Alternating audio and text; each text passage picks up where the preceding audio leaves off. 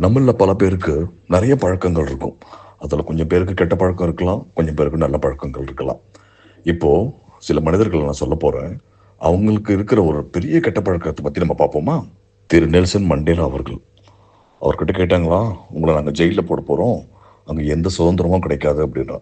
அப்ப அவர் சொன்னாராம், "எனக்கு எந்த சுதந்திரமும் வேண்டாம். சிறையில் புத்தகம் வாசிப்பது மட்டும் அனுமதிக்க வேண்டும்." பெரிய விஷயம்ல. இவர பாருங்களேன். இவர் பேரு மார்க் டிவைன். நல்ல புத்தகங்கள் வாசிக்காத ஒருவன் வாசிக்கவே தெரியாதவனை விட உயர்ந்தவன் அல்ல. இப்ப டாக்டர் அண்ணல் அம்பேத்கர் அவர்கிட்ட கேட்டாங்களாம், நீங்க எங்க தங்க போறீங்க லண்டன்ல அப்படின்னு. எந்த இடத்துல லைப்ரரி இருக்கோ அது பக்கத்துல தங்குற மாதிரி வசதி பண்ணி கொடுங்கன்னு கேட்டாராம். இவர் தாங்க அல்டிமேட் பகத்சிங். அவர் என்ன பண்ணிருக்காரு தெரியுங்களா? தூக்குல போடுற ஒரு நிமிஷத்துக்கு முன்னாடி வரைக்குமே படிச்சுக்கிட்டே இருந்திருக்காரு.